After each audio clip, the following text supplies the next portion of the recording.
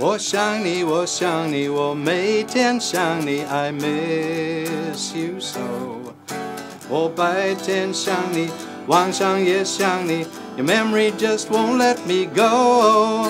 我爱你，我爱你，我永远 Lyrics in English 爱你 and Chinese, meant to strike a chord with listeners around the world. 爱你，明天也爱你 Your memory just won't let me go。 The lines also reflect the multicultural business advantages of Hong Kong, being explored by local music icon Anders Nelson. In time. I've always been in the music business since I was about 12, playing in bands, and I got into music publishing, writing songs, production. This is the first time I've been involved in music education.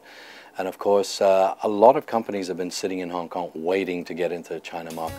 One of those companies was Music Sales, one of the world's largest publishers of music education books. Nelson helped the US and UK operation set up its own Hong Kong company, and in turn a joint venture with How How Arts Company Limited on the Chinese mainland. The owner of the company, Robert Wise, has been coming here. We've been friends for 30 years, and I brought him to China many times. And about 3 years ago, he said, the time is right. I feel, that there's a buzz.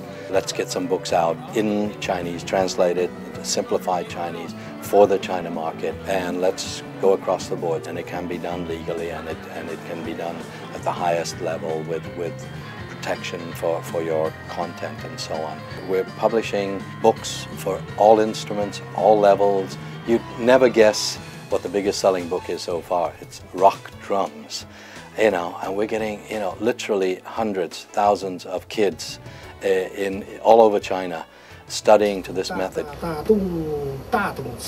Some of those students recently showed off their skills in the southern Chinese city of Guangzhou.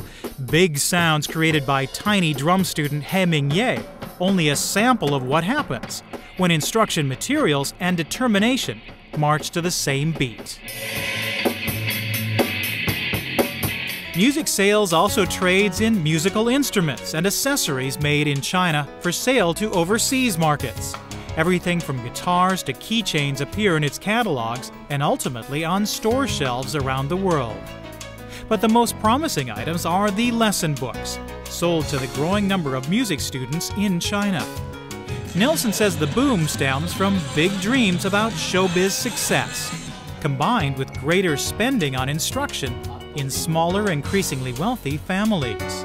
All the predictions and the dreams about China being the market of the future have been validated by this relatively small deal.